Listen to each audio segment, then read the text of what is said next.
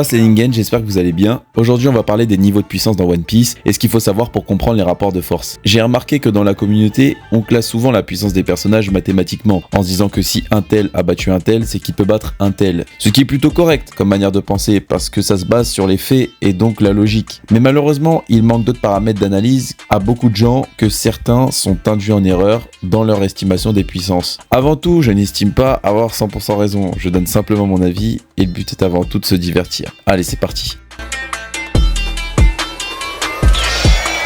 Dans One Piece, les fans s'accordent à dire qu'il y a des niveaux de puissance, des paliers de puissance, dans lesquels les personnages peuvent y être catégorisés et donc classés. Tout ça afin de constituer une logique générale des rapports de force. Le consensus général de la communauté s'arrête malheureusement sur la manière de classer les personnages par palier. Parce que vous l'aurez deviné, dans cette commu, certains mettent leur personnage préféré sur le palier qu'ils veulent et c'est souvent les mêmes bizarrement. Vous voyez sûrement desquels je parle.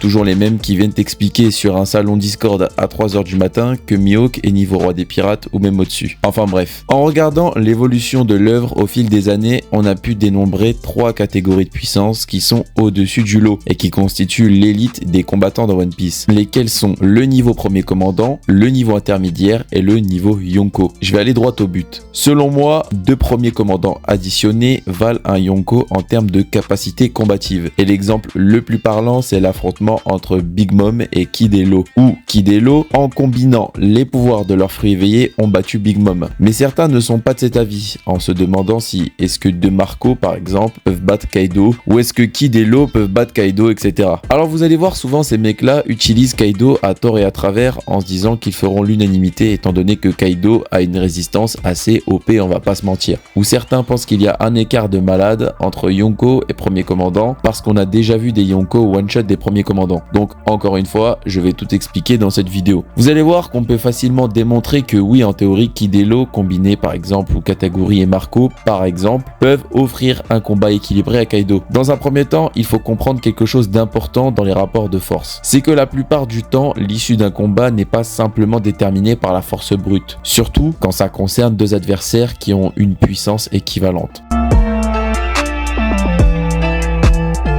Équivalent ne veut pas dire 100% égal. Déjà prenons 2 combattants d'une puissance équivalente, qui figurent donc tous les deux dans le même palier. Même s'ils sont tous les deux dans le même palier, il peut y en avoir un des deux qui soit légèrement meilleur et donc capable de battre l'autre, même si leur puissance est équivalente.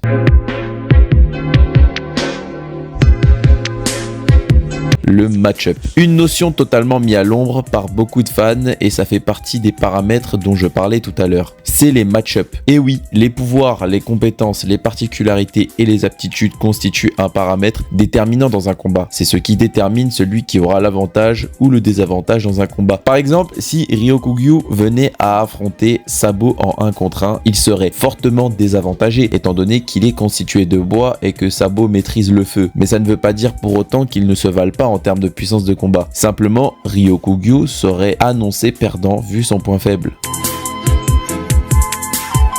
Revenons à Kaido. Law et Kid, combinés en termes de capacité combative, rivaliseraient avec un Kaido. Mais ça ne veut pas dire qu'elles gagneraient. Il y a même des chances qu'ils perdent, car Kaido est un mauvais match-up pour eux. Maintenant, prenons 2 Zoro. Zoro est du même niveau que Law et Kid. Pourtant, 2 Zoro aurait plus de chances contre Kaido, étant donné qu'il possède Enma et utilise le Haki des rois. Donc 2 Zoro serait un meilleur match-up contre Kaido. Mais ça ne veut pas dire que 2 Zoro, c'est forcément plus fort que Law et Kid.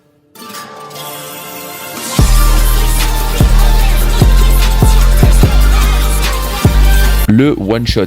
Dans la tête blindée de fantasmes des fans, quand un personnage one-shot un autre, c'est parce qu'il est forcément à des années-lumière niveau puissance, parce qu'il serait 4 fois, 5 fois, 10 fois plus fort que l'autre. Mais ça, c'est leur logique. C'est dans leur tête qu'ils ont décidé ça. Mais ce n'est pas la logique de l'auteur. L'auteur a sa propre logique et sa propre maîtrise des rapports de force dans son histoire. Et si dans son œuvre, il estime que pour qu'un personnage puisse en one-shot un autre, en étant simplement 2 à 3 fois plus fort, c'est que c'est suffisant. Les gens n'ont pas conscience de l'écart monumental mentale que ça présente, d'être en face d'un adversaire 2 fois plus fort que soi. À titre de comparaison, c'est comme si un adulte moyen frappait un adolescent moyen de toutes ses forces, ou alors c'est comme si un adulte moyen frappait un vieillard moyen de toutes ses forces. Par exemple, imaginons que vous soyez capable de soulever 50 kg sur 10 répétitions au développé couché. Et bien l'écart du multiplicateur x2, c'est ce qui vous sépare d'un athlète capable d'enchaîner 10 répétitions à 100 kg. Alors oui, qu'un Yonko soit 2 fois plus fort qu'un premier commandant, c'est énorme et c'est largement suffisant pour le one shot ou bien pour se retrouver en difficulté face à 2 premiers commandants. Et d'ailleurs, ce débat est relié au débat amiraux contre premier commandant. Pour moi, ces deux entités sont du même niveau et ce qui déterminerait l'issue de leur affrontement serait le match-up. En tout cas, j'espère que cette vidéo vous aura plu et vous aura permis d'y voir plus clair dans les rapports de force en général. Restez connectés mes Ningen, la suite arrive fort, alors abonnez-vous pour voir la suite. Prenez soin de vous.